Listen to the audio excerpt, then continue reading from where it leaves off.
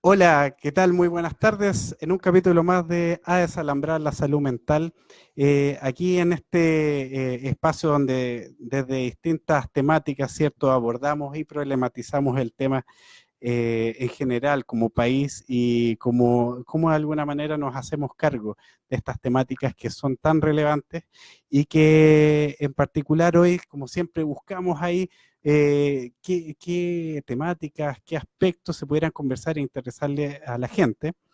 Y bueno, esas cosas, esos caminos de la vida de repente nos llevan a encontrarnos con personas que pueden nutrir de buena manera conversaciones y que la idea es que queden con esas reflexiones también en sus casas, en sus centros de estudio, qué sé yo, en muchos lugares donde estas conversaciones pueden servir. Quienes pudieron leer el afiche que promocionó lo que va a ser esta conversación, se encontraron con un título en particular que lleva por nombre por el día de hoy Antecedentes históricos de la salud mental en Chile, un problema de larga duración. Eh, un título donde uno podría decir hay muchos temas ahí dentro y que justamente para hablar de esto mismo tenemos acá el honor de contar con la presencia de Mariano Rupertus, que es aquí, que está a mi lado, y que Mariano es psicoanalista, historiador, docente de la Universidad Diego Portales, y también ha escrito distintos libros, por ejemplo, como Freud y los chilenos, y Estimado Doctor Freud, quien lo escribió junto a Mariano Plotkin, que, bueno, pueden buscar en librería, ya hablaremos de ese tema, y darte la bienvenida, Mariano, a esta conversación, a nuestro programa y comenzar, como siempre decimos, este título que antecedentes históricos de la salud mental en Chile, un problema de larga duración, cómo colocarlo como punto de partida, ¿cierto? Bueno, primero gracias por la invitación. Me parece una iniciativa muy interesante poder participar. He podido seguir los invitados, entonces un espacio muy nutritivo. Mira, el tema de la salud mental en Chile, yo he tenido el privilegio de aprender a seguirlo históricamente. Esa es la cuestión, ¿no? O sea, y cuando digo de larga duración, que lo que hoy día se conversa sobre salud mental en nuestro país, he podido constatar que son las mismas conversas que se han tenido a nivel público y político hace más de 100 años, ¿no? O sea, Partir por eso. o sea, partir por ahí, que nos habla mucho de nuestra capacidad para poder reflexionar sobre el estado de situación de la vida mental de las personas en nuestro país, pero al mismo tiempo de la impotencia para poder darle una solución más o menos significativa. Mm. Porque un problema de larga duración significa que son problemáticas que van tomando a distintas personas, distintos gobiernos, digamos, Mm. un problema de Estado, donde se convierte en un problema estatal, pero que para poder, digámoslo, darles una cabida, hay que pensarlo en el tema. Es decir, yo tomo la investigación histórica como una posibilidad de entender el presente. ¿Ya? Para poder entender algo del presente, yo voy al pasado. Tuviste en ese ejercicio algo que podía servir al presente, no solo mirar el pasado como una curiosidad. Exacto.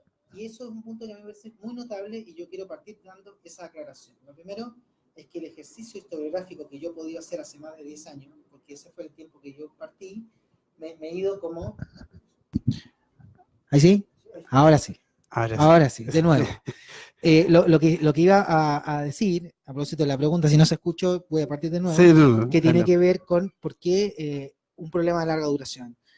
Estoy planteando que yo he estado investigando el tema de la salud mental en Chile desde hace más de 10 años, no desde una mirada tradicional sobre la historia de la psicología o la historia de la psiquiatría. La historia que hacen los psicólogos, incluyéndome, tiene la dificultad muy grande de no hacer una historia como heroica sobre la disciplina. Es muy problemático eso, porque yo investigo el mismo campo del cual soy parte. Entonces sería la tentación de decir las grandes obras de los grandes hombres, como en la historia de la ciencia. Como idealizar. Exacto. ¿No? Entonces la idealización sería el primer gran vicio para poder pensar este tipo de problemas. Porque la tentación es decir, no sé, pues tú, por ejemplo, tienes algunos ejemplares de textos clásicos, digamos, o de algunas otras interesantes trabajos que han hecho colegas míos, que también son psicólogos, digamos, es contar la historia de los grandes próceres sobre la historia. Exacto. ¿No? Y te lo digo en términos personales, mi libro más famoso se llama Freud y los chilenos, pero si yo le hubiera puesto Juan Gómez y los chilenos, nadie compra el libro, ¿no? ¿Quién es? Claro, decir, se pregunta la gente. decir Freud es la garantía de que sea algo que sea más o menos importante, que la gente lo quiere consumir, y un libro que tiene casi 400 páginas, y yo me he hecho más famoso a partir de la notita donde dice que Neruda quiso traer a Freud a Chile. Eso ya provocó un impacto. Eso es un impacto mediático. Digo que lo tomó la BBC de Londres, que alguna vez también me entrevistó, solamente por ese dato. Que las ganas de estar cerca, en un país periférico como nosotros, cerca del gran autor.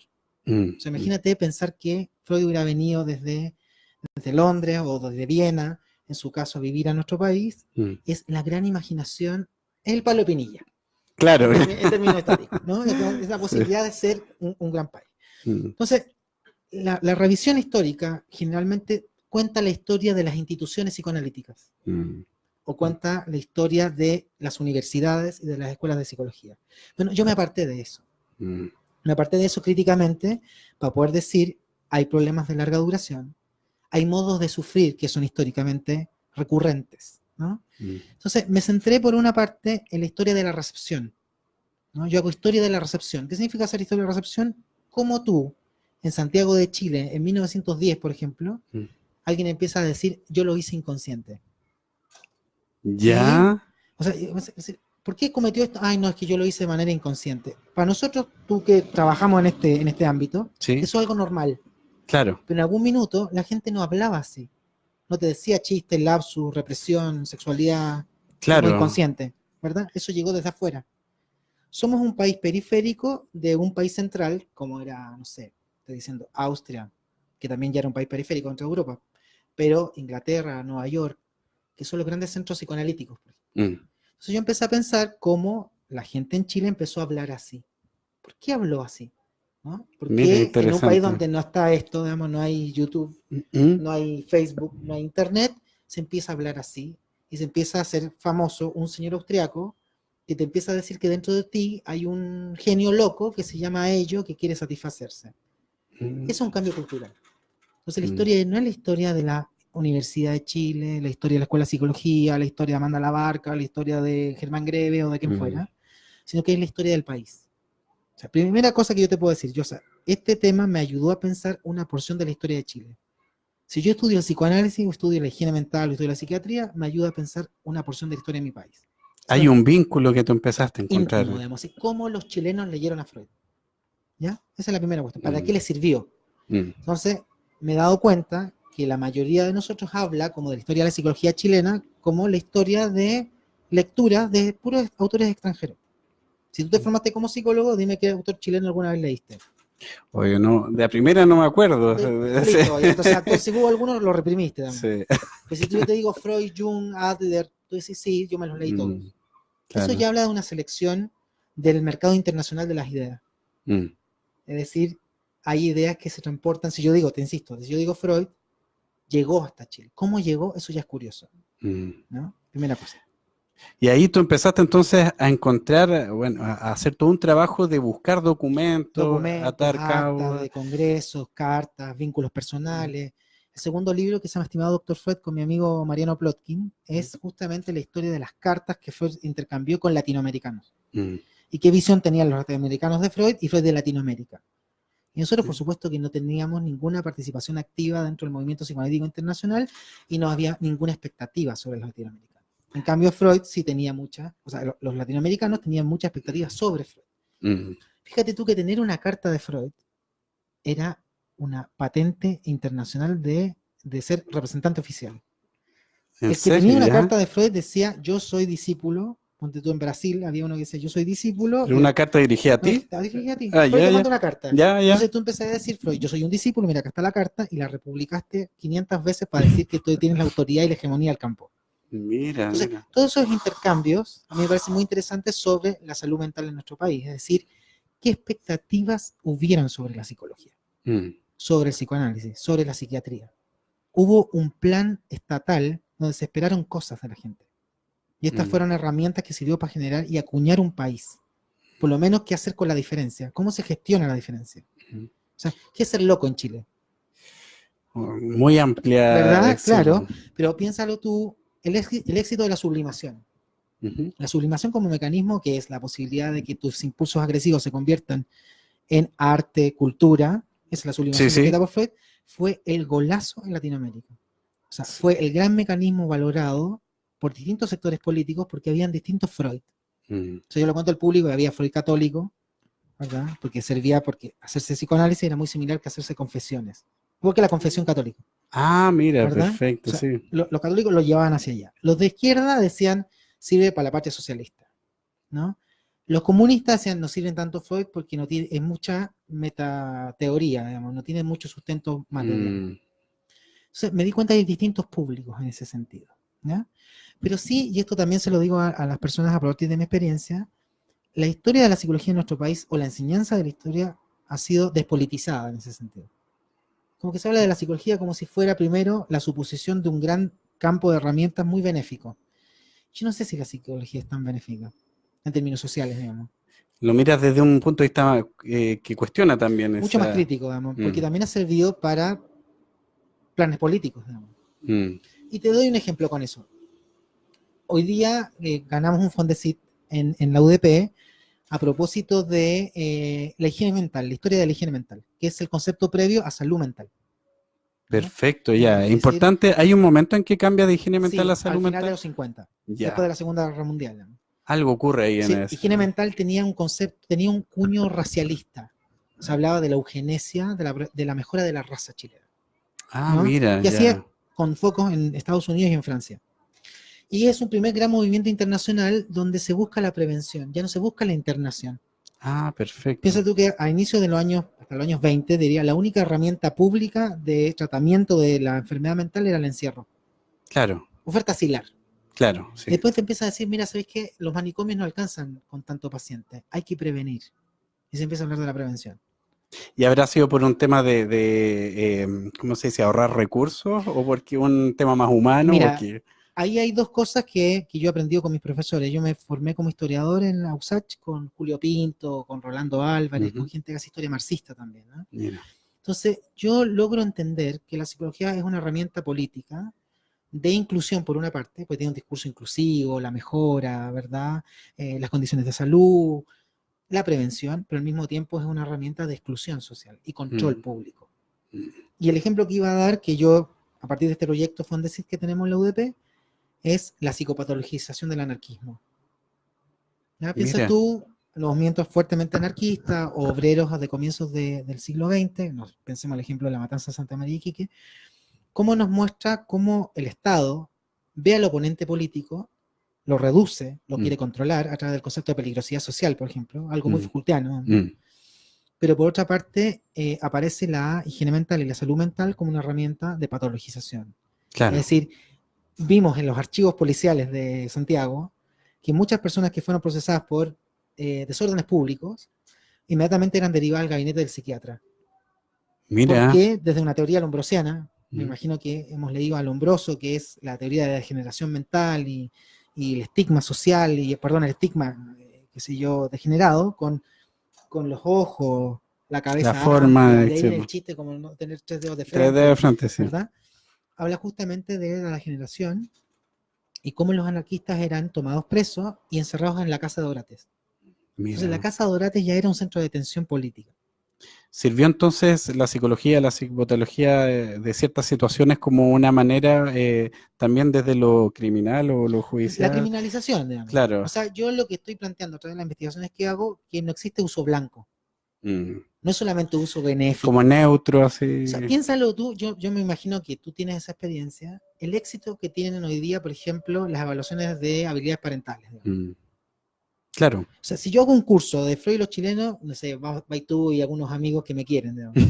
Pero si va gente como si vamos a evaluar a familias del Sename y vamos a establecer cierta metodología técnica, se llena de eso. ¿Y quiénes habitan los centros como los PRM? Yo trabajé mucho tiempo en María Ayuda, la Protectora de la Infancia, a cargo de programas como residenciales de niños. Claro. ¿No?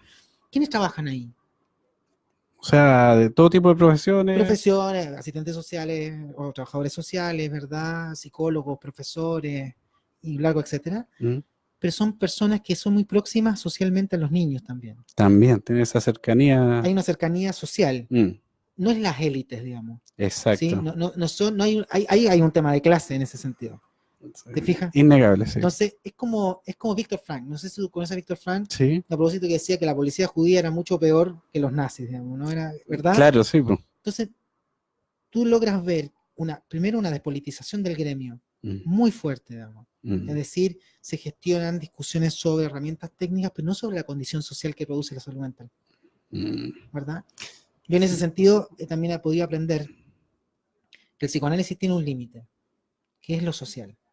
O sea, yo no puedo suponer a la gente que tiene complejos infantiles que le complican la vida en San Ramón, si en San Ramón hay pobreza que no tiene ningún impacto desde mi mente, digamos.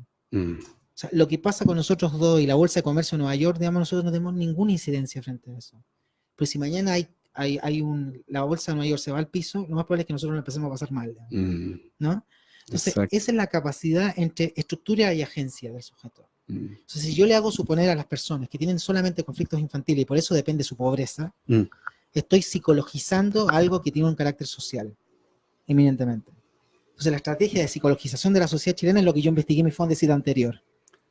Mira, de ahí fuiste como haciendo estos nexos entre documentos, historias. Es decir, lo que yo fui viendo era que era muy fuerte cómo la psicología empezó a ser un texto social donde yo le empezaba a suponer a las personas motivaciones conscientes o inconscientes de sus actos. Significaba que la infancia se psicologizó. Se empezó a hablar de los niños con traumas infantiles inconscientes, por ejemplo. ¿No? Se empezó a hablar de la educación psicologizada. Entonces yo tenía fotografía de un profesor que estaba haciendo clases y decía, está haciendo clases. Después está sublimando. ¿No? Entonces empieza a sofisticar el lenguaje. Sí, ¿Te fijas? sí. Entonces, con todo lo que yo estoy intentando plantear, es que hacer historia te permite entender que la psicología tiene intereses. La psicología ha tenido intereses. Y que el mito de que somos solamente una disciplina benéfica socialmente hay que ponerlo en suspenso. Mariano, y todos estos elementos históricos que tú comienzas a estudiar, a visualizar en torno a, por ejemplo, principios del 1900 en Chile, sí, parece que son varios componentes que empiezan a conformar una mirada. Aparece el psicoanálisis, la psicopatología, sí, la psicología. Sí. Eso, ¿cómo se empieza a formar un nudo común o un tronco común de la salud mental en Chile? Es muy fuerte porque hoy día en mi tesis doctoral en historia en USACH estoy viendo justamente el movimiento higiénico-mental, que ya tenemos a nuestro país como un centro de recepción de ideas que se debaten entre París y Nueva York, o Washington, donde te dicen que hay que prevenir, donde el pueblo durante mucho tiempo fue visto como una escoria. Piensa tú cuántos trabajadores muertos en Iquique, insisto con esa idea, y después el pueblo es visto como un recurso. O sea, raro. Hay que tener gente sana, tanto física como mentalmente, para que construyan al país, ¿verdad? Y al estilo Brasil, como orden y progreso, claro, son valores que permiten que las personas sean vistas desde lo mental también. O sea, la salud física, higiénica, es muy importante. Se empieza a hablar de la habitación obrera, se empieza a hablar de las condiciones de vida de muchas personas, la mortalidad infantil, que era el mayor récord, si tenemos algún récord, era ese. La misma tesis de Allende. La tesis del presidente, digamos, y todo va en esa línea. Y empieza lo mental a ser una preocupación. O sea, la mente se convierte, lo diría así, sin temor a equivocarme, en un objeto de disputa política. ¿Ya? Se empieza a suponer que la gente tiene que pensar ciertas cosas y tiene que sentir de cierta manera. Entonces la psicología trae desde afuera la implantación de estándares emocionales. La gente tiene que sentirse bien, tiene que ser productiva. Entonces, ¿qué es lo que vi con el higiene mental? Y esto es muy interesante para mí, que es la modernización de Santiago. ¿Ya? La modernización de Santiago es seguido el proceso de modernización. Imagínate una ciudad colonial que de repente se empieza a convertir en una ciudad moderna. Y la ciudad moderna empieza a haber ruidos. Llegan los autos, se pavimentan las calles, la luz, tranvías que son llevados primero con caballo y después con electricidad. Que primero la gente empieza a caminar, evidentemente, pero luego empieza con la sorprendente velocidad de 20 kilómetros por hora. Sorprendente velocidad. Después empiezan luces de neón que te empieza a decir compre, venda y etcétera. Entonces, la sociología alemana tuvo un representante muy notable en los años 20 que era George Simmel. Simmel hablaba que la ciudad moderna te estresa, te enferma mentalmente. Entonces, ya en esa época ¿En qué año más o menos? 1920. Ya, Te imagínate. empieza a registrar en Santiago que la gente empieza a alterarse con tanto cambio. Piensa tú que en la ciudad, cuando empiezan a llegar los primeros autos, empiezan a morir niños de la calle, los patipelados de la calle, empiezan a morir atropellados. Y Mira. empieza el mal de la duda. ¿Y sabes cuál era el mal de la duda? Era la gente, si va a cruzar la calle, no puede retroceder. Porque si Perfecto. duda y retrocede, lo más probable es que lo atropellen. Y se empieza a hablar de la psicología del peatón y la psicología del conductor. Se habla así Vamos a de... hablar de eso. Mira. Yo seguí una revista muy notable que se llama Auto y Aéreo. ¿Ya? Y Auto Aéreo es la revista de la Automóvil Club de Chile, ponte tú, y empiezan ellos a mostrar los cambios de la modernización. Y los cambios de la modernización traen la alteración del ritmo de vida. El tiempo empieza a volar, la sensación de rapidez. Mira, ya en esa época. Ya en esa época empiezan los ascensores, la gente tiene la experiencia de subir 10 pisos, no sé, en muy pocos segundos y minutos, y todo eso a la gente la empieza a poner nerviosa. Y ahí aparece el gran mal de la época, que es la neurastenia. La neurastenia es el agotamiento. Generalizado. El agotamiento por los estímulos. Piensa tú lo que era la velocidad en las industrias, el trabajador tiene que ser productivo, llega el Fordismo y el Taylorismo. Claro. ¿No? Empieza la serie a los Ford, digamos, empezar a tiempos modernos de Chaplin. Exacto. Y con eso he tenido la oportunidad de leer muchos diarios obreros. Esas son mis fuentes. Cambié las fuentes de los psicólogos, los psiquiatras, empecé a preocupar de los diarios obreros. Te fuiste a la fuente de la gente, la cotidianidad. De la actividad politizada, además, ¿no? Porque son obreros que tienen una postura política sobre el impacto del capitalismo. O sea, capitalismo es avance, pero también es enfermedad mental. ¿Te fijas?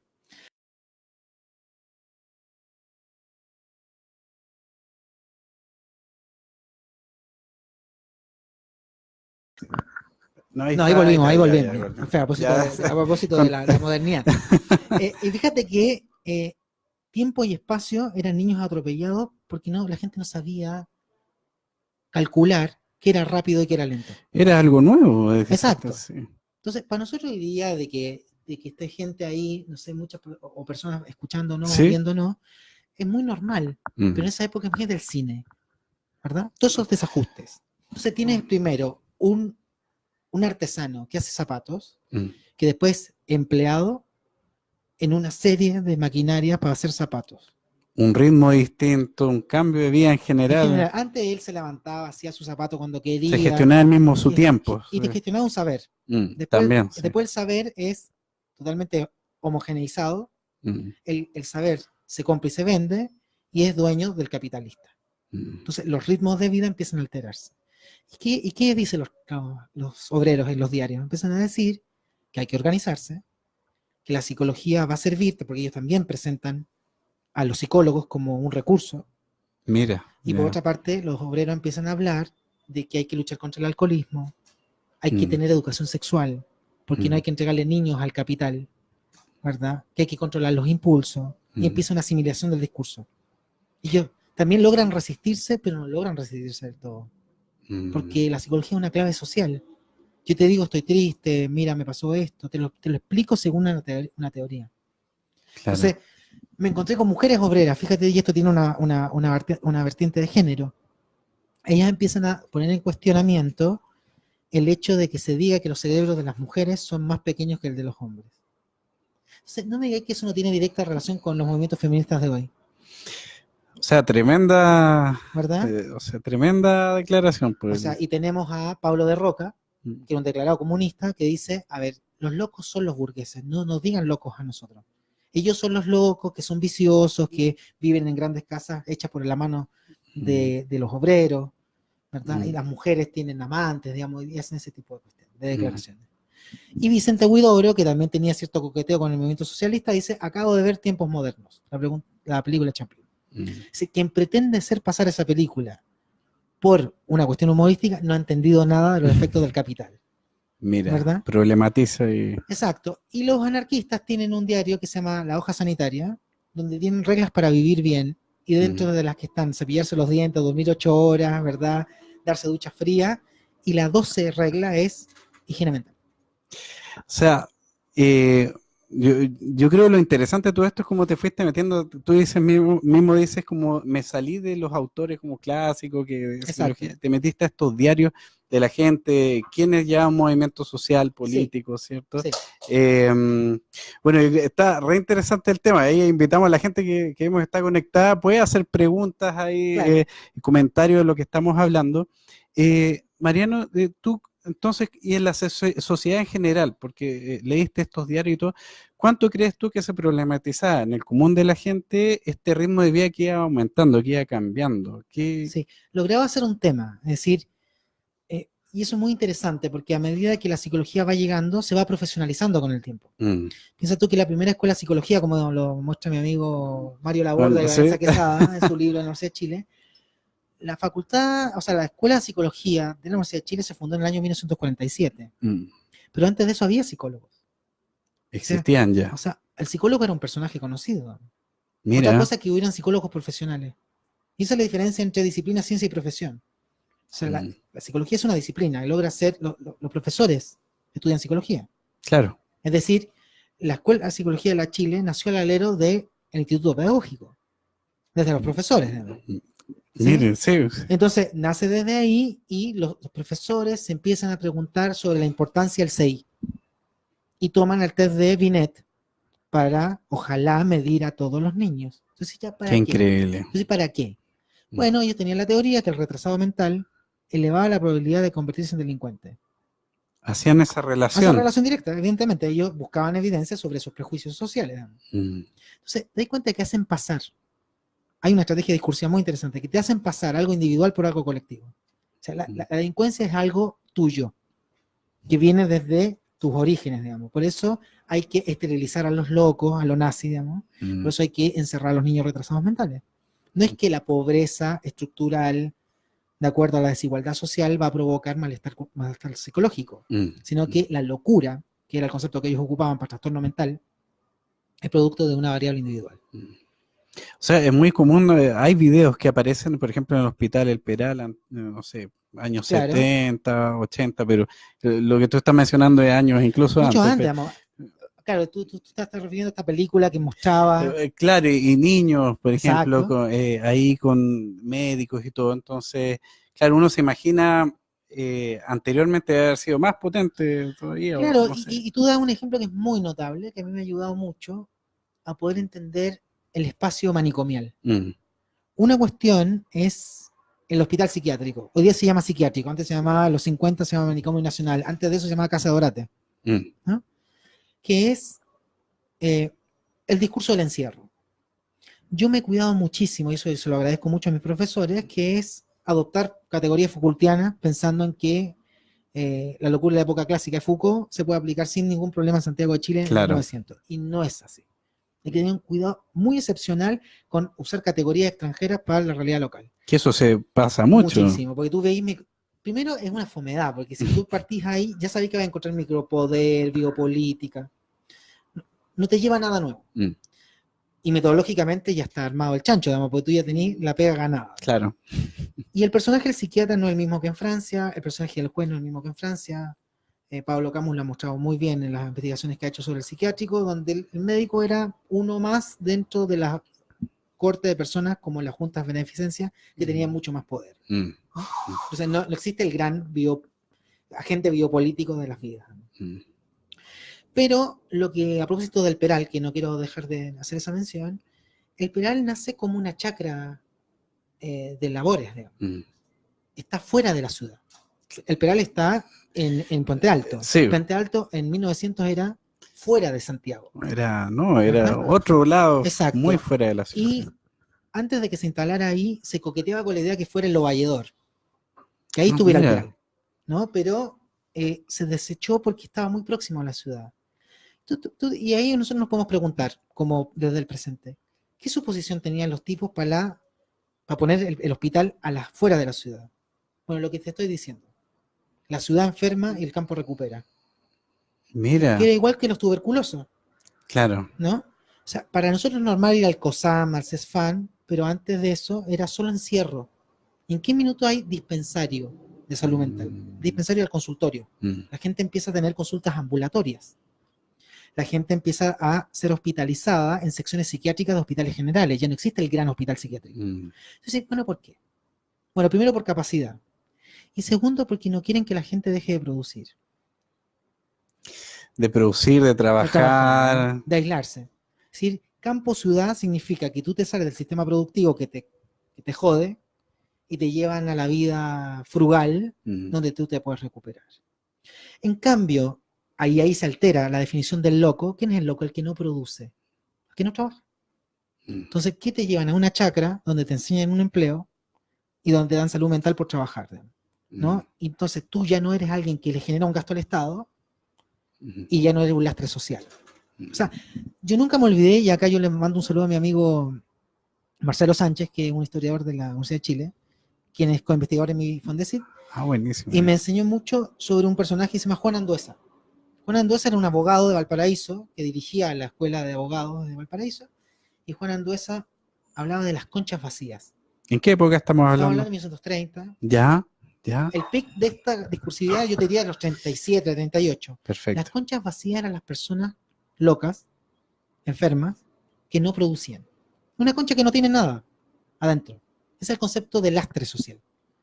Entonces, la definición más terrible que había en esa época era que esta serie de personas, entre ellos los pobres, los niños pobres, las mujeres, las prostitutas, los homosexuales, y yo te diría hasta los comunistas, digamos. Todo ese vibratorio de personas se convierten en peligrosos. O sea, ¿qué tiene que hacer el Estado? Tiene que llegar antes de que aparezca la locura, pero también antes de que aparezcan los anarquistas. Esa es la estrategia. Se vinculaba, sí. Mira. Entonces se genera una ley, que es la que estoy investigando hoy día, que es loquísima, que no es tan loca porque Piñera quiere eso, Ya, que es la ley de estados antisociales. La ley de estados antisociales te muestra que hay que llegar antes de que aparezca el crimen. Y ya no se habla de conductas criminales, se empieza a hablar de condiciones vitales. O sea, existen poblaciones que son altamente peligrosas. Niños pobres, como te digo, ¿verdad? Grupos políticos, ¿verdad? Y eso se van a convertir malévolamente el día de mañana en criminales. Pero eso es... Chile 1954. Sí, eso está ahí. Entonces, te das cuenta que, ¿por qué hacer historia? Porque así como tú me lo muestras cuando decís, uy, qué impresionante, la capacidad de olvido que tenemos en nuestro país es sin igual. Totalmente sin de acuerdo. Igual. Nosotros estamos como discutiendo, como si estuviéramos discutiendo por primera vez. Pero el problema de salud mental es un problema de larga duración. Ahora me entendís por qué, ¿no? Por eso yo te decía... Empieza a tomar sentido. Sí. Es decir, yo voy al Congreso Nacional, reviso en el archivo la discusión de la ley de 1954 y ya se citaba a Emilio Miray López, se citaba a Lombroso, se usó el saber psiquiátrico para estigmatizar ciertos públicos y decir esos públicos son riesgosos para la seguridad del país. Como a través de la ciencia se sustenta como esto que yo estoy y ahí acusando. Tú lo has dicho de manera espectacular, que es los vínculos directos entre la política y la ciencia. Por eso yo, como profesor universitario, como, no sé, yo no milito directamente en algún partido, pero es la idea de darnos cuenta que nosotros somos agentes políticos. Nos hacemos pasar como que no, ¿verdad? Que somos científicos, que somos totalmente pulcros sobre eso. Claro. Y no, y yo me doy cuenta que si yo viajo al pasado como antropólogo, es otra cosa que yo aprendí mucho, que es suspender las categorías que yo entiendo desde el presente. Tú me dices, bueno, Mariana Rupert, tú haces historia del psicoanálisis. Ya, pero digo, ¿qué psicoanálisis hago yo? Todo. ¿Verdad? Porque no me interesa lo que yo entiendo por psicoanálisis. Imagínate nosotros dos tuviéramos la capacidad de viajar al pasado. Es pura gente muerta. No tenemos esa capacidad, no existe Volver al Futuro. ¿no? Pero que una película que me encanta. ¿no? Veo mucho. Pero si tuviéramos la posibilidad de viajar al pasado y nos encontramos con Germán Greve fue uno de los primeros psicoanalistas en Chile. Eso que pues, hay gente que no sabe esa historia. Germán Greve, que estuvo con Freud, y hay una foto, digamos, muy importante. Si yo me encontrara con él, nos demoraríamos un rato en poder entendernos, aunque habláramos el mismo idioma, porque no compartimos ciertas categorías mentales. Sin embargo, si yo digo Germán Greve era psicoanalista o no, me tengo que olvidar de lo que yo entiendo por psicoanálisis. Tengo que interesarme por lo que él entiende por psicoanálisis. Y eso es hacer historia. Pues significa ir al pasado, respetar las categorías de esas personas, como antropólogo. Mira, el pasado es la tierra más extraña que hay. Entonces, yo que soy parte del mismo campo que yo investigo, O sea, yo soy psicoanalista clínico, veo pacientes en mi consulta, al mismo tiempo tengo que ir al pasado como que no supiera nada, para entrevistar a la gente muerta. Hola, ¿qué tal? Soy Mariano. ¿Qué entiende usted por psicoanálisis? ¿No? Y ellos me dicen, el psicoanálisis es una herramienta para prevenir el delito. Pero eso es todo un esfuerzo en esta acción que tú haces de ir a la historia, de también estar muy atento a tus propias categorías, cómo Exacto, entiendes ciertas cosas. Hay que exacto. ser muy cuidadoso, porque cuando uno te escucha así como... Te das cuenta que en ese sentido ya no es la historia fetichista que tú me estás tratando de decir al Mm, comienzo, que bueno, que en el año 1915, mm, porque hay un prejuicio que es muy loco como historiador. mm, Desde el presente, mira, acá mis colegas analistas me van a matar, pero nosotros que somos psicoanalistas, que somos la disciplina, que tenemos a la historia personal como el gran tributo, nos cuesta mucho hacer historia del psicoanálisis, sin hacer las grandes fundadores, Freud, los grandes nombres. mm.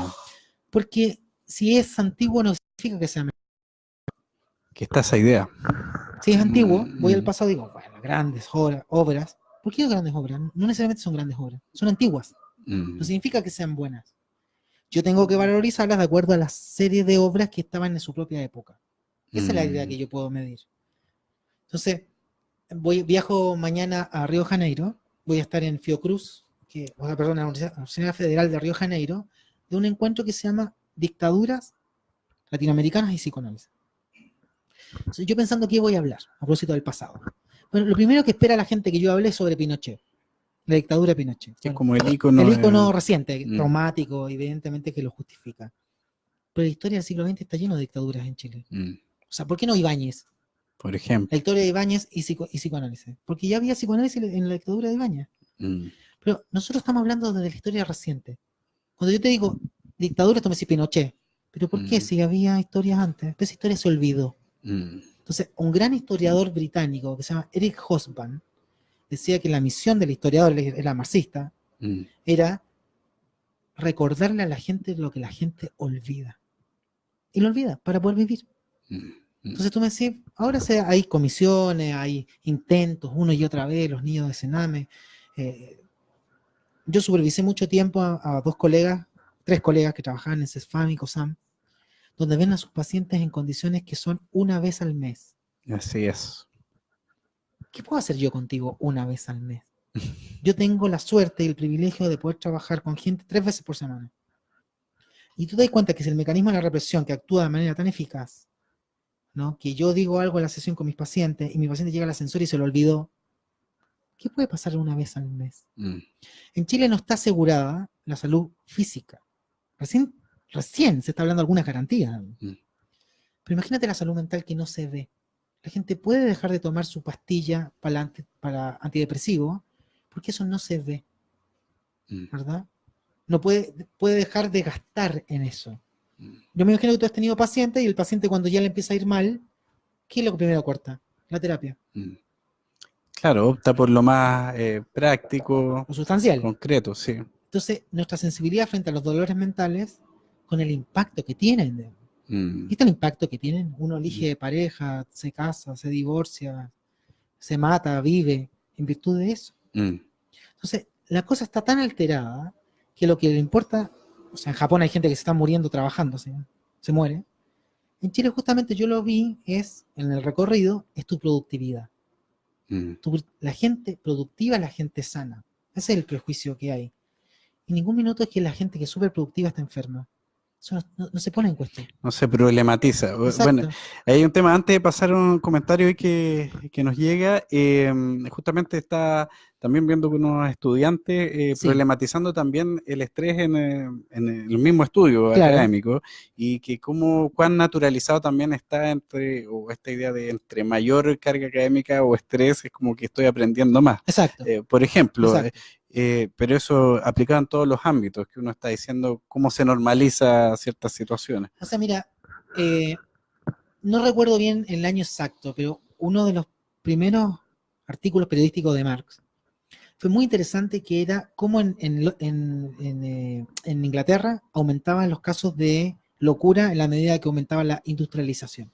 Y él empieza a hacer esa relación. El Capital podría ser leído perfectamente como un buen libro de psicología social. Es decir, cómo los sujetos quedan enajenados frente a un sistema que los explota. Y lo que más se lucha es por el tiempo del ocio. El sujeto que puede tener tiempo para descansar. Entonces, Chul Han, que es un filósofo, no sé si tú has visto, sí. muy popero hoy día, que es con estos libros, por ejemplo, como la era del cansancio, ¿verdad? La sociedad transparente, que el sujeto, y ahí está lo muy interesante, el relato de la autoexplotación. En la época que yo investigo, empecé a ver los primeros cursos de autoayuda en Chile.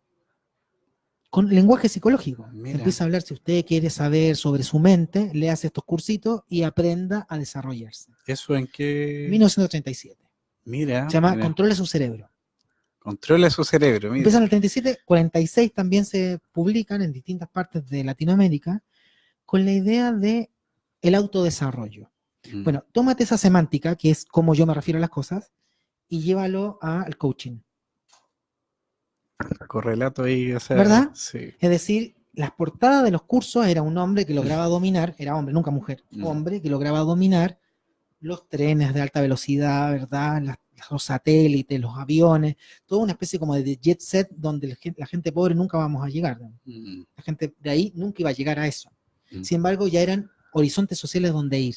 O sea, la vida exitosa, individual, cultivada, el hombre fuerte.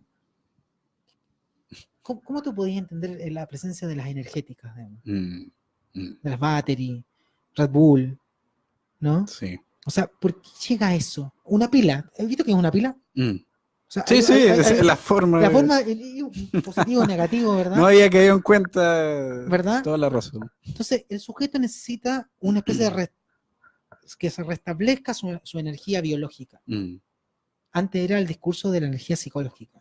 Tú necesitas conocer tu fuerza psicológica para llevarla a productos que sean socialmente aceptados.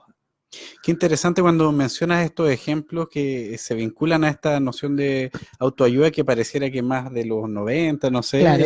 Pero tú vas a la historia y te encuentras similitudes o aspectos. Es interesante porque aparte es transnacional. Eso claro. a mí me parece lo más fascinante de todo, que es, tuve la oportunidad de hacer una pasantía investigativa en Madrid, e investigué con mi amiga Silvia Levy los primeros cursos de autoayuda allá, y eran las mismas imágenes. O sea, tú dirías que Nueva York, con Empire State y cosas variadas, es lo mismo que Santiago de Chile en 1920, yo creo que no. Sin embargo, ya se exportaba y se importaban distintas formas de ser. La psicología sirve para decirte, para allá tenemos que ir. Y de manera crítica, ¿no? O sea, ¿qué posibilidad tenés tú de resistirte frente a eso? Ninguna, porque terrible, existe todo un mecanismo donde esto se convierte en algo consumible. Tiene mucho valor. Exacto. Hay que ser súper exitoso, hay que ser productivo, te hay ves que ser empujado joven. ahí. Exacto. Entonces, con Pablo Norambuena, que tú tuviste con él. Saludos ahí a Pablo. Saludos a Pablo, que yo estuve con él en la mañana. Investigamos en los... está conectado Pablo. Investigamos juntos cuando nos titulamos La histeria masculina. Que es un fenómeno bien interesante en la época para nosotros, era, no sé, el año 2003, investigamos que existían hombres histéricos, no solamente la histeria tenía una connotación femenina, y veíamos cómo los hombres en Chile, porque investigamos diarios, se sentían cansados frente a las demandas de masculinidad. O sea, tenía tipos que se ponían, no sé, silicona en el pene, y tenían que estar siempre jóvenes. Digamos. ¿En serio? Exacto. Wow. Y eso significa que como el poema de Neruda, hay un poema de Neruda que se llama Walking Around, y nosotros lo usamos con Pablo al inicio de la tesis, decía, me canso de ser hombre. El agotamiento, así, frente a la potencia. Ser un hombre, sostener todo ese ideal fálico. Sí. No ser un hombre fálico debe ser algo muy jodido. No hay posibilidad de apoyarse en tu pareja, si mira, sé que estas cosas no me están resultando, sino que ser siempre exitoso. Y la battery va en esa función. ¿No? La battery es el complemento para mandarte una noche de activación. Y tenéis jóvenes que caen en colapsos nerviosos, ¿verdad? Hay daños cerebrales, digamos, que es la superestimulación. No, tremendo tema ahí que nos hace pensar bastante, sí. Y que vos, si no, tenemos ahí un comentario que puede incluir. Ya, dale. Tenemos conectado a Camilo, Pablo Norambuena, Diego Di Pietro, Gonzalo Salas. Hace una consulta. Mira, dice, es interesante cómo existían diarios obreros en Taltal, Iquique, Chillán y Valparaíso. La pregunta es, ¿qué diferenciaba a las publicaciones regionales versus las de Santiago? Se sale un poquito más de la parte psicológica, pero entra a la parte de historia, Pero que es igual es lo que un, estamos conversando acá. es un cuestionamiento, una reflexión respecto, ¿cierto?, a diferencias que pudiesen haber tanto en tema regional más en la capital. Sí, mira, la pregunta es muy interesante porque uno podría también pensar que cuando uno hablo de, agradezco la pregunta, que es historia de la psicología en Chile. Si yo fuera estricto con eso, debería ser la historia de la psicología en Iquique, Antofagasta, La Serena, Valparaíso, si soy respetuoso de eso. Claro. Pero generalmente hacemos historia de Santiago. Y la hacemos pasar por historia de Chile. Y no aparece el cuestionamiento de esa... ¿Qué usted? O sea, no existe ese cuestionamiento. Entonces tenemos la posibilidad de primero contrabandear la historia santiaguina por una historia nacional. Primera cosa. Segunda cosa, y ahí yo lo vi gracias a mi amigo Jorge Navarro, que es historiador de la USACH. Él hace historia del Partido Obrero Socialista. Yo empecé a hacer historia también de los médicos, de los psicólogos, de los jueces, primer juez de menores en Santiago. Y Navarro, él investigaba la historia del Partido Socialista en el norte. El gran movimiento del partido, del movimiento obrero son en el norte. Julio Pinto hace toda esa historia. A propósito de Recabarren, claro, etcétera, ¿no? Lo mismo en el sur. Y él me dice, Mariano, mira, encontré estos recortes donde en un diario en Iquique y en Viña del Mar habían columnas donde firmaba el psicólogo. Se habla, la psicología de la revolución social. Entonces hablaba de las características mentales que tiene que tener un revolucionario. Pero firmaba el psicólogo. ¿Verdad? ¿Ah, sí? El psicólogo, ¿no? El psicólogo. Ya.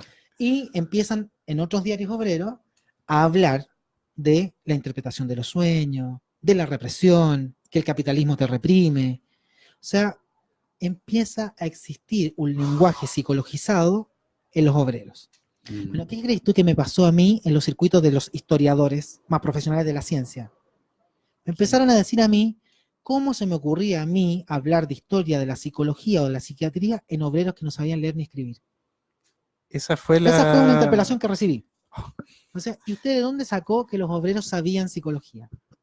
¿No? ¿En serio? Bueno, eso me parece muy interesante como crítica, porque habla del prejuicio de que la historia de la ciencia es la historia de los científicos. Es una separación inmediata. Desnaturalicemos el fenómeno. Yo te digo, un diario en Iquique que dice el psicólogo. ¿Ya? Hagamos ese análisis histórico. Imagínate tú el impacto que tiene que el psicólogo que está en la Universidad de, no sé, Friburgo, que escribió algo, y eso llega a un obrero en Iquique. ¿Qué cualidad te habla del objeto de la psicología? Es tan abierto, es tan universal, que puede llegar hasta los obreros. ¿Te fijas? No nos pasa el mismo caso con la física cuántica. Claro. ¿Tú te explicas las cosas en términos de física cuántica? No, o sea, no lo puedo entender. O sea, ¿qué me habla de la psicología? Que la psicología se escribe en una clave tan abierta que cualquiera se puede apropiar de ella. Por lo tanto, usarla para sus intereses. Interpretarla, claro. Interpretarla. Ya no somos receptores pasivos. Esa es otra cuestión importante. Siempre el que recibe transforma, adapta y tiene un papel de agente activo. Y eso yo lo aprendí desde la historia cultural. Entonces, con todo eso en mente, te das cuenta que es un ejercicio maravilloso porque te habla de un objeto que es tan múltiple, multifacético. O sea, Padre Hurtado censurando películas por alto contenido sexual y diciéndole a la gente que tiene que entender a los niños, la psicología de los niños, porque hay que llevarlos por el camino de la purificación. Vos decís, bueno, pero el Padre Hurtado no era profesional. Sí, el Padre Hurtado estudió. En Lovaina estudió psicología. ¿Por qué un cura tiene que estudiar psicología? ¿Por qué un obrero tiene que entender lo que es el complejo inconsciente del odio con el padre? ¿Por qué?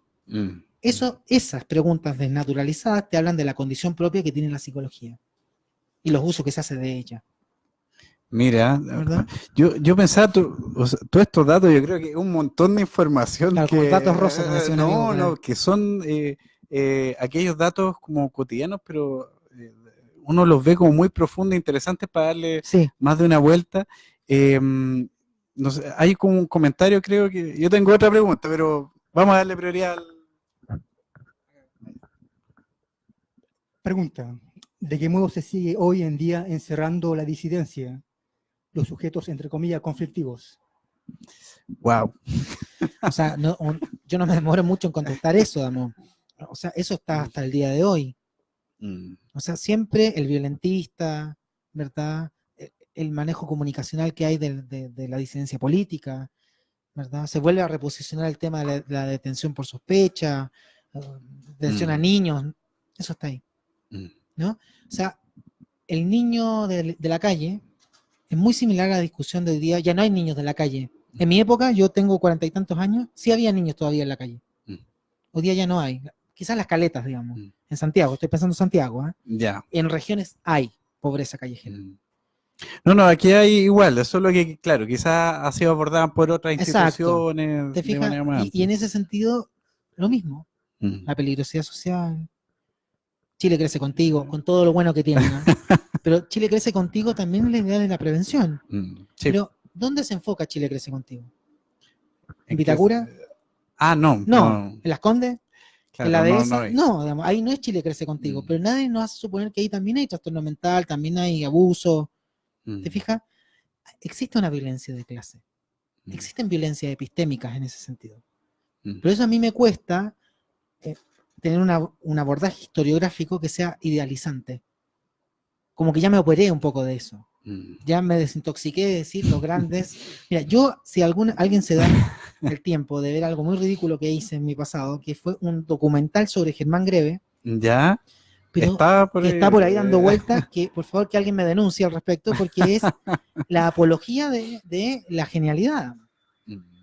Y Germán Greve habló una vez de Freud, hay una fotografía con él, y llegó a ser importante porque Freud lo nombró. Dijo, en Chile un médico, no sé qué, está estudiando mi teoría, ponte tú. Ahí está todo el éxito, y el gran éxito de Greve. Greve fue muy famoso, pero por otras cosas. Viajó a Europa, miró manicomios, vio el tema del uso de la electricidad como tratamiento. ¿Te fijas? Publicó en una revista con Alejandro del Río. Entonces, esas historias se empiezan a ocultar. Por eso nosotros como historiadores de esta disciplina tan interesante, ya no solamente tenemos que quedarnos en los discursos autorreferentes sobre nuestras instituciones, sino el impacto de nuestros discursos. ¿Sí? O sea, si yo digo represión, no me diga que represión no es una palabra política. ¿Sí? Vamos a reprimir, digamos. ¿Verdad? Entonces, la represión se convierte en un concepto que sirve para generar educación, por ejemplo. Reprimir los impulsos de los estudiantes. Eso se escucha todo el ¿verdad? tiempo. Entonces te das cuenta que la educación y la psicología aparecen aliadas frente a un proyecto político. Y nosotros, yo digo, hago clases en un diplomado sobre prevención de abuso sexual, aparecemos totalmente despolitizados. Tienes que atender 25 niños, ¿verdad? En condiciones súper precarias, y no nos organizamos, digamos. No hacemos como los obreros que decían, compañeros, vamos por la patria socialista, lo que fuera, digamos. Aunque fuera, no sé, el fascismo, ¿no? Organizarse. No, organizarse. Hoy día estamos tan tomados con el relato neoliberal que tus fracasos y tus éxitos dependen de ti. ¿Sí? Solo de ti, tú eres el management de ti mismo. En tal sentido, o sea, tú nombras hartas cosas como también la necesidad de la psicología. Yo podría pensar también en otras disciplinas de la salud mental. Por supuesto. Cómo poder ser consciente o mirar, reflexionar sobre su rol. Lo que yo pude ver es un enjambre de instituciones que empiezan como a alambrarse, no desalambrarse como tú dirías. ¿Cuál es? El juzgado, con el juez que debería saber psicología,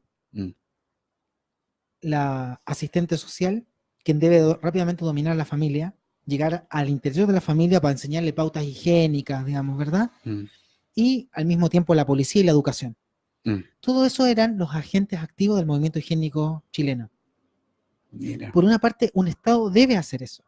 Debe prevenir, debe apoyar a su población. Pero ¿en qué minuto está el bordecito entre el control social y la exclusión? Esa es la cuestión que hay que nunca perder de vista. Sí, y que tiene que ver con la pregunta que hacía ahí en... los compañeros, digamos. Sí, Exacto, es decir, ¿en qué minuto tú te das cuenta que la disciplina que a ti te enseñan es radioactiva? ¿Te la enseñan o no te la enseñan? Es decir, si yo hago un informe de CI para un niño, eso puede costarle su inclusión social. Y que los informes que yo hago para tribunales son vinculantes, digamos. ¿En qué minuto alguien te enseña eso? Ahí está la cuestión. Sí, hay una falta entonces ahí en la formación. Yo creo que hay que ser crítico con nuestra formación. Yo creo que nos falta mucho, diría, hay hartos comités de ética que están ayudando para poder hacer eso. Nuestra formación ética es muy necesaria, urgente en ese sentido. Hemos hablado en la última época de los abusos de la iglesia. Bueno, pero ¿por qué no hablamos del abuso de la psicología? Porque eso no es un tema público para poder conversar, ¿verdad? Sí, necesitamos generar autorreflexión sobre nuestros límites de nuestra práctica, ¿verdad? Sí. O sea, en ese sentido, bueno, yo creo que en este programa hemos pasado desde elementos históricos a actual, o sea, a historia antigua a la actual, que yo creo que más que nada es como cómo dejar la reflexión ahí a la gente que Sí. logre tomar estos datos, estas ideas y ahí cómo aplicarlo a su cotidiano. Estamos viendo ahí que hay un comentario bien grande. Vos, si no sé cuánto tiempo queda, si alcanzamos a 5 minutos. Incluimos ese último comentario. Largo comentario. Sí. ¿Sí? Sí, lo notamos. Bueno, quedan 5 minutos. Pero tú tenías una pregunta. Sí, tenía una pregunta que, claro, ahí darle prioridad al público, pero justamente yo pensaba en, hoy pensando en los equipos de salud, en los equipos Sí. psicosociales, Sí. ¿cierto? ¿Cuánto de esto que estamos conversando, cuán útil? Yo al tiro pensaba, pudiese servir en la práctica, en el repensar lo que hacemos con estos datos que tú estás dando. Bueno, yo, mi gran estímulo de hacer historia, como historiador, es justamente eso, reposicionar el pasado para poder entender el presente, te lo decía desde el inicio. Sí. Pero por otra parte, si hay una lucha que quiero dar, es justamente nuestra politización. Es decir, nosotros vamos a discutir con el ministro de Hacienda sobre el presupuesto nacional de salud mental. Bueno, ¿qué capacidad política tenemos para poder incidir realmente? Y no aparecer como una especie como asesor técnico, periférico, sin ninguna incidencia política. O sea, yo he visto que muchos, o sea, te lo digo, fui dideco en una municipalidad, director de desarrollo comunitario, Sí. ¿verdad? Estuve a cargo de programas psicosociales, digamos. Bueno, ¿qué programas tienen los presupuestos más exiguos? Salud mental. Cuando digo que es un factor crucial, pero ¿qué lucha doy yo como agente político? Más que espero para que posicionar el diputado, ahí. el senador, que no tiene ningún interés en lo que yo hago, se concientice. Esa es la cuestión. En cambio, los trabajadores están súper politizados. ¿Verdad? Yo extraño eso. Esas son las consecuencias más violentas, creo yo, de la dictadura. Por ejemplo, en el área de la psicología, uno diría que uno estaría como más cómodo en ese sentido. ¿O cómo, yo no lo sé. Yo no quiero ser injusto también con mis colegas de la sociedad chilena, por ejemplo, de la psicología comunitaria. Se están agrupando, ¿no? Pero nos faltan instancias críticas. Hay gente, no sé, colegas como por ejemplo Esteban Gómez, que hace mucho trabajo sobre la NSFAS y todo su desarrollo. Él aparece en el Congreso, ha podido asesorar a instancias importantes, y uno puede estar de acuerdo o no con lo que él hace, pero significa debatir públicamente. Ya no solamente somos técnicos, porque si fuéramos conscientes, como la historia a mí me lo muestra, del impacto cultural que tienen nuestros conceptos. O sea, Sigmund Freud, que es un señor judío en un lugar y que más encima no era ni famoso, logra ser súper famoso. O sea, logró posicionarse. O sea, pero imagínate, y en un país, Chile, a kilómetros de Viena, donde no existe, te insisto, ni YouTube, ni Facebook, ni Internet, al mismo tiempo logra ser famoso. El Mercurio, yo descubrí en el Mercurio una portada de Freud, 1927. Una portada de Freud. Freud da una entrevista al Mercurio. ¿Sí? Mira. Entonces, si tú ves eso, tú logras entender el impacto que la psicología tiene en Occidente para la definición de los sujetos. Los sujetos somos sujetos psicológicos.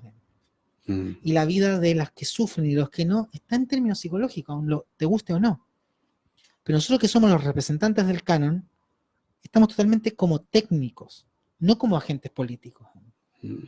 Hay que, la reflexión es cómo incorporar. ¿Cómo participar del juego social? Si eso es Bourdieu, digamos, ¿no? Hay un capital que está circulando y hay que luchar por él. Entonces, si nosotros nos quedamos solamente en la discusión de técnica, estamos defendiendo prácticas que son derechamente vulneradoras. Atender una vez por mes es más vulnerador que ayudar. Mejor no atender. O sea, yo digo, está difícil, digamos. Sí. ¿Para qué te voy a hacer decir que estás cambiando ¿Sabe qué? Le decían a los colegas, ¿sabe qué? Yo creo que estoy cambiando. ¿Cuántas sesiones ha tenido en 6 meses? 6. ¿Una vida cambia con 6 sesiones? Yo creo que es difícil. Porque si no empezamos con la línea sugestiva.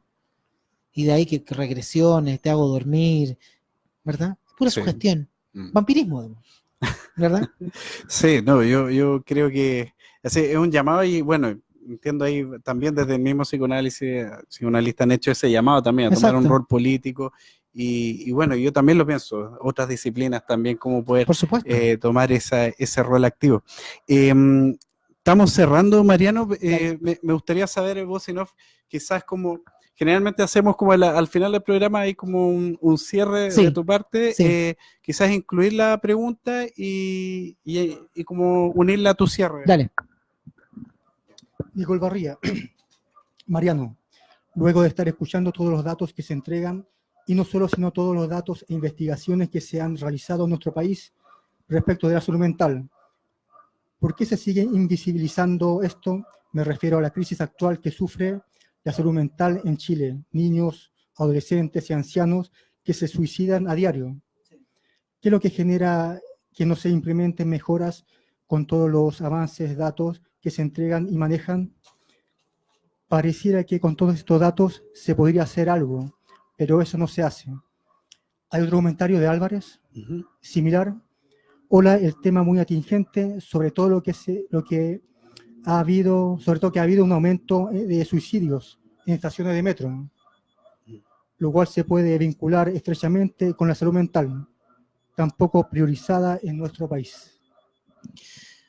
Bueno, tremendo hay comentarios que bueno, ¿cómo poder, no sé, hacer este cierre y si quieren hacer una mención a lo que... Sí, mira, más como entrar directamente de lleno en la pregunta, pero la pregunta tiene un elemento que es muy notable, que es la invisibilización. Lo que pregunta Nicole dice, bueno, ¿por qué esto se invisibiliza? Claro. Yo te diría como historiador, ¿por qué esto se olvida? ¿Por qué esto se olvida? ¿Por qué se olvida? Y yo como psicoanalista te contesto, porque es conveniente olvidar. ¿Sí? O sea, si hay cosas que ir al cambio social, significa que si no olvidamos, hay que hacer algo al respecto. Pero en Chile, lamentablemente, somos el imperio del olvido. O sea, tenemos un museo que se llama Museo de la Memoria. ¿Ya? Exacto. Parto por ahí, digamos. Es decir, cuando yo digo dictadura, como te lo dije, y lo voy a decir en Brasil, no es solo de Pinochet, hay una dictadura, digamos. Hay gente que ha sido acribillada, muerta, fusilada, desaparecida en nuestro país y no pasa nada. En nuestro país hay reparación, justicia, ¿verdad? Restitución de derechos, digamos, ¿no? Acuerdos nacionales. En Chile no lo logramos, digamos. ¿Por qué? Ahí hay mucho que decir. Pero yo te diría, nosotros como historiadores tenemos la obligación política de la restitución de la memoria. Es decir, que esto no se olvide. Y justamente si somos psicólogos, lo haces a nivel individual. Se supone que si tú ayudas a comunidades, ayudas a personas, tienes esa función de restitutiva, ¿no? Tu función restitutiva es ponerle al otro eso que no puede pensar. El límite de lo que tú no podés pensar es tu síntoma. Eso sería bacán, ¿no? Ese es tu límite. No podés pensar, la función restitutiva tuya es la verdad. Es la verdad del sujeto que aparece desde el otro de manera invertida. Eso es el inconsciente. Entonces, ¿por qué en este país es el imperio del olvido? Es algo que hay que analizarlo, ¿verdad? Porque te insisto, los medidores, la gente en el metro, ¿verdad? Los impuestos, la corrupción, y todos seguimos. Si hay algo que se le envidia de mi parte al pueblo argentino, había politización. Están las Madres de Mayo, están los piqueteros, te guste o no, digamos. Pero es no olvidar, no a los abusos. ¿Pero qué pasa con nosotros? ¿Por qué estamos de brazos caídos permanentemente? Es el gran vicio que tenemos, digamos. Nos tienen muertos. Es decir, pueden abusar de ti, es posible, pero tenemos una indefensión tan grande que yo creo que la historia nos impulsa a, como decía Hobsbawm, a restituir aquello que la gente olvida. Yo diría que ese es el gran aporte. Mariano, yo de verdad agradecer mucho todos estos datos que yo creo que hemos tenido el privilegio de saber que tú pudiste compartir parte de tus reflexiones acá y que esperemos ahí puedan motivar a otras personas. Bueno, agradecer a la gente que se pudo conectar ahí, comentar. Y bueno, no sé, Mariano, bueno, tú promocionar ahí tus libros que también están ahí vendiéndose. Sí, no, ya pues hace un rato ya que están circulando, la gente más o menos los conoce.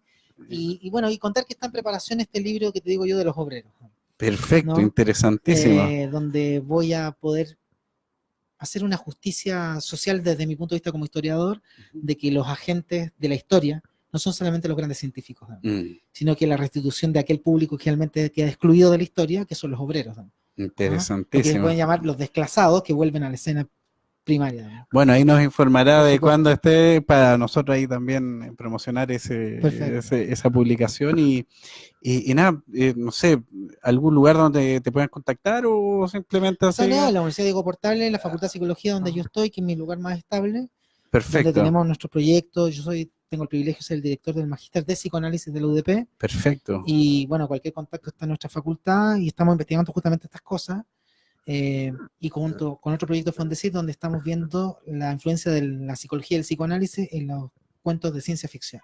Ah, mira, ¿No? mira. Entonces, en Chile ganamos un Fondesit también ahí con Francisco Pizarro, que es el director de ese Fondesit. Sí. Entonces, tenemos mucha cosa para poder desapegarnos de la historia fetichista, de la historia de la autocomplacencia de los psicólogos, digamos, y poder mirar el pasado para poder entender el presente. Excelente, ¿no? Mariano, muchas No, gracias a gracias. ti. Y bueno, que te vaya bien en el viaje Muchas también. gracias, sí. Y agradecer a toda la gente que se conectó y que, bueno, nos encontraremos en otro capítulo más ahí en A Desalambrar la Salud Mental, con otros temas también tan atingentes como el que hoy día hablamos. Y bueno, nos encontraremos más temprano que tarde. Que estén muy bien todos y gracias, Bocinov, por el proceder.